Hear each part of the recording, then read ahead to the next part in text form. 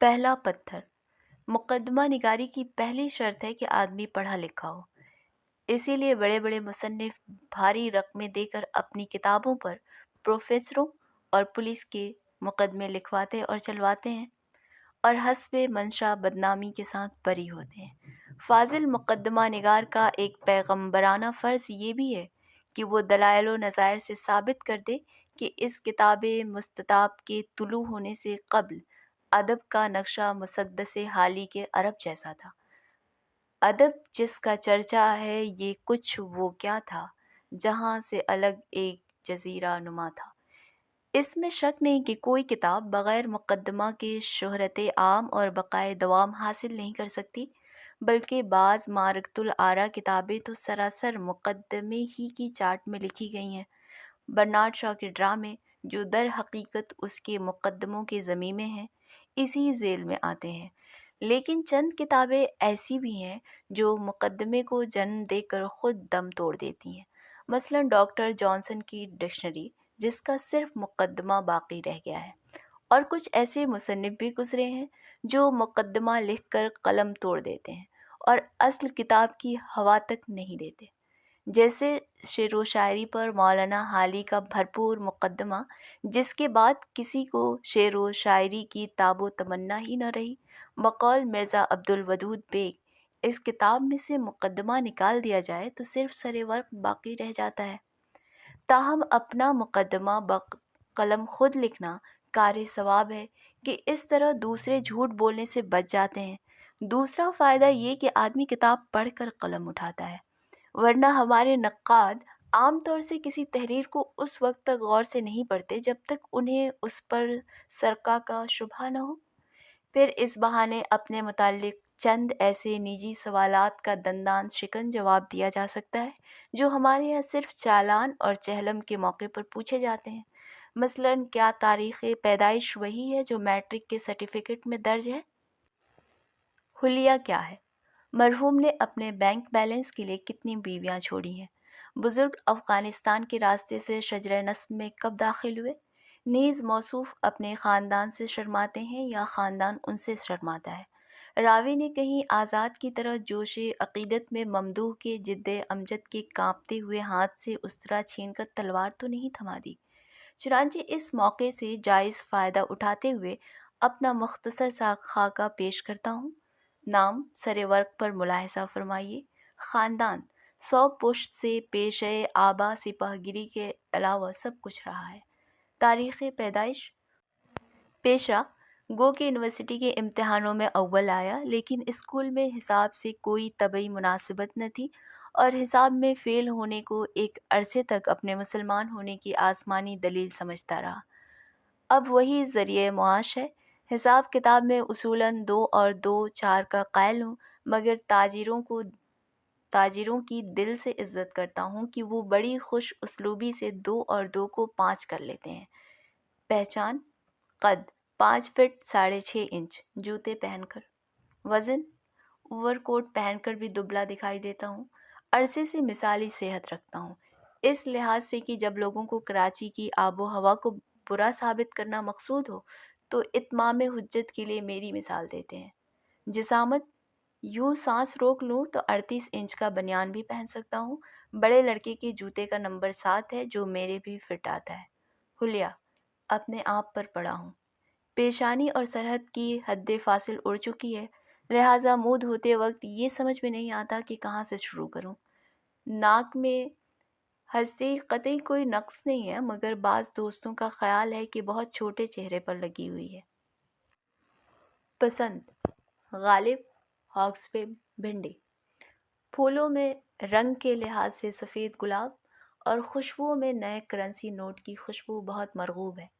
میرا خیال ہے کہ سبز تازہ تازہ اور کرارے کرنسی نوٹوں کا عطر نکال کر ملازمت پیشہ حضرات اور ان کی بیویوں کو مہینے کی آخری تاریخوں میں سنگھایا جائے تو گرہستی زندگی جنت کا نمونہ بن جائے۔ پالتو جانوروں میں کتوں سے پیار ہے۔ پہلا کتا چوکیداری کے لیے پالا تھا، اسے کوئی چرا کر لے گیا۔ اب محض بربنائے وزاداری پالتا ہوں کہ انسان کتے کا بہترین رفیق ہے۔ بعض تنگ نظر اعتراض کرتے ہیں کہ مسلمان کتوں سے بلا وجہ چڑھتے ہیں۔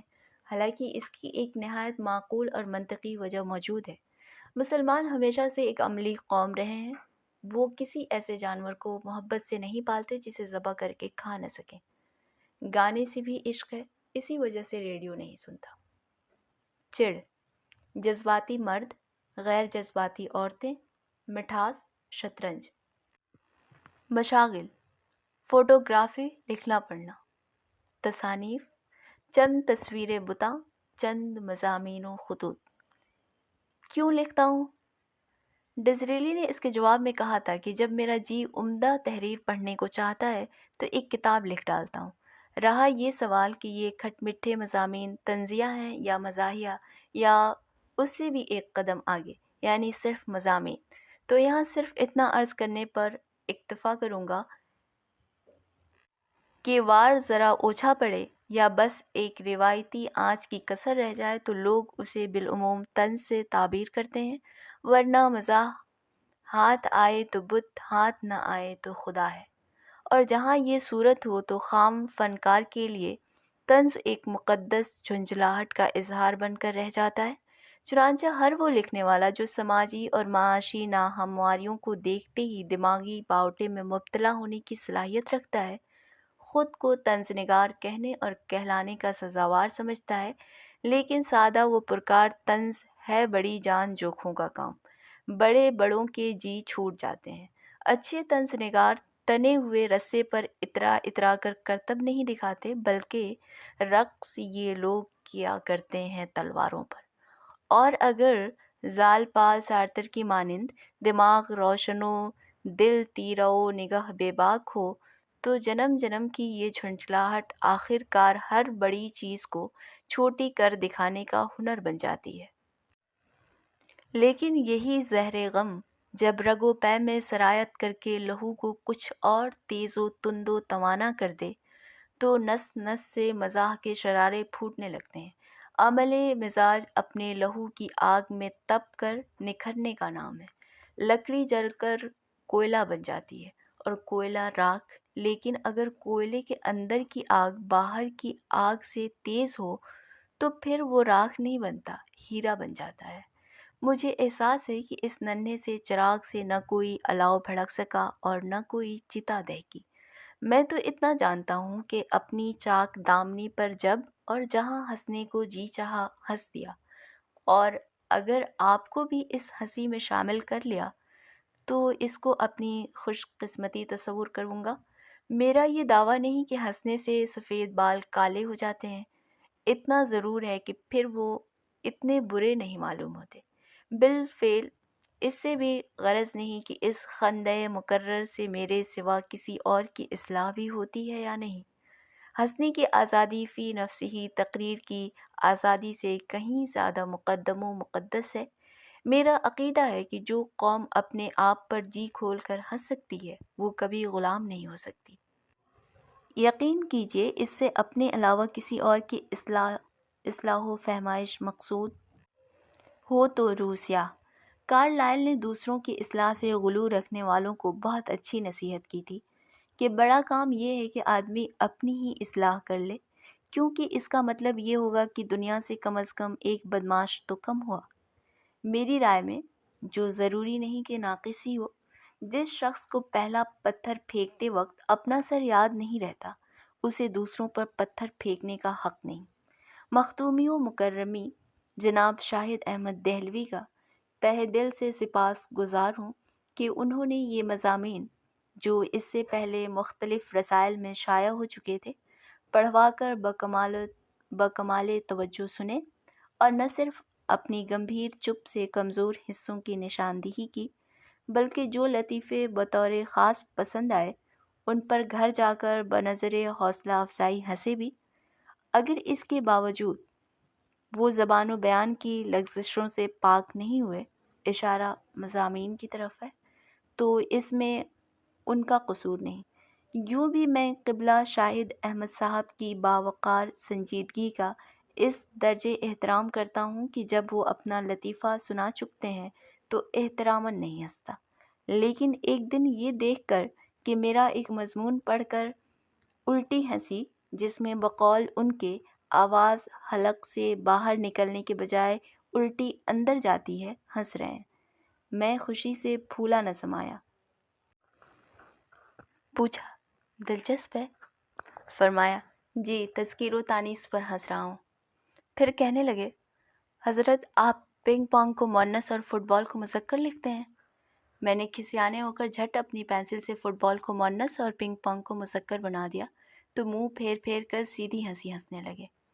دوستوں کا حساب گو دل میں ہوتا ہے، لیکن رسماً بھی اپنی اہلیہ ادریس فاطمہ کا شکریہ ضروری ہے کہ ان مضامین میں جو غلطیاں آپ کو نظر نہیں آتیں اور جو اب بھی نظر آ رہی ہیں، ان کا سہرا بالترتیب ان کے اور میرے سر ہے۔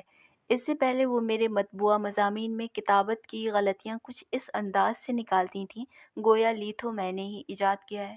یہ واقعہ ہے کہ اس کتاب کو آف سیٹ پر چھپوانے میں مکتبہ جدید کی ترغیب و تحریض سے زیادہ ان کے طعن و تاریض کو دخل ہے۔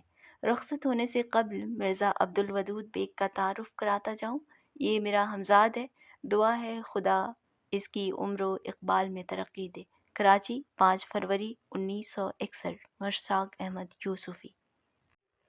پیش لفظ: ان مضامین اور خاکوں کو پڑھ کر اگر کوئی صاحب نہ مسکرائیں تو ان کے حق میں یہ فعل نیک ہے، کیونکہ اس کا مطلب ہے کہ وہ خود مزاح نگار ہے۔